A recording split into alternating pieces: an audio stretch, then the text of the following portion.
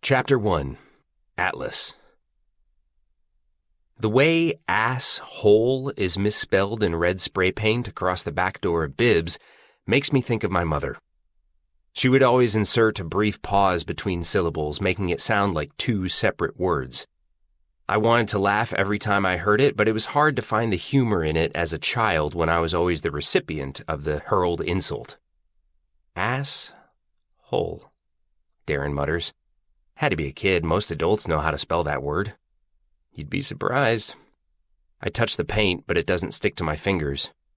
Whoever did this must have done it right after we closed last night. Do you think the misspelling was intentional? He asks.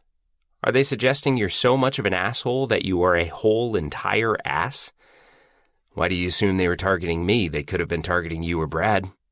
It's your restaurant. Darren takes off his jacket and uses it to pry a large shard of exposed broken glass out of the window. Maybe it was a disgruntled employee. Do I have disgruntled employees? I can't think of a single person on payroll who would do something like this. The last person I had had quit was 5 months ago, and she left on good terms after getting a college degree. There was that guy who did the dishes before you hired Brad. What was his name? He was named after some kind of mineral or something. It was super weird. Quartz, I say. It was a nickname. I haven't thought about that guy in so long. I doubt he's holding a grudge against me after all this time. I fired him right after we opened because I found out he wasn't washing the dishes unless he could actually see food on them. Glasses, plates, silverware. Anything that came back to the kitchen from a table looking fairly clean, he'd just put it straight on the drying rack. If I wouldn't have fired him, he would have gotten us shut down by the health department. You should call the police, Darren says. We'll have to file a report for insurance. Before I object, Brad appears at the back door, his shoes crunching the broken glass beneath his feet. Brad has been inside taking inventory in order to see if anything was stolen. He scratches the stubble on his jaw. They took the croutons. There's a confused pause. Did you say croutons? Darren asks. Yeah. They took the whole thing of croutons that were prepared last night. Nothing else seems to be missing, though. That wasn't at all what I was expecting him to say. If someone broke into a restaurant and didn't take appliances or anything else of value, they probably broke in because they were hungry. I know that kind of desperation firsthand. I'm not reporting this. Darren turns to me. Why not?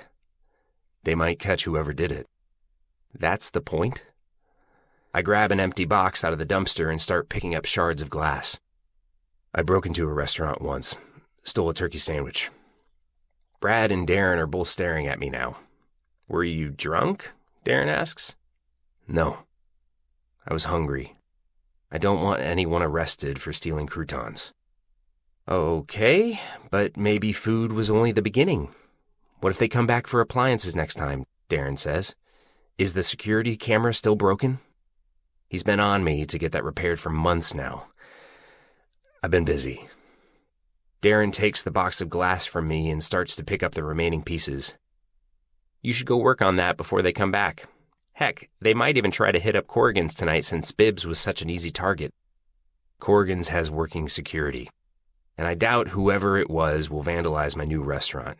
It was a matter of convenience, not a targeted break-in. You hope, Darren says. I open my mouth to respond, but I'm interrupted by an incoming text message. I don't think I've ever reached for my phone faster. When I see the text isn't from Lily, I deflate a little. I ran into her this morning while I was running errands. It was the first time we've seen each other in a year and a half, but she was late for work and I had just received the text from Darren informing me we had a break-in. We parted somewhat awkwardly on the promise that she would text me once she got to work. It's been an hour and a half since then, and I still haven't heard from her.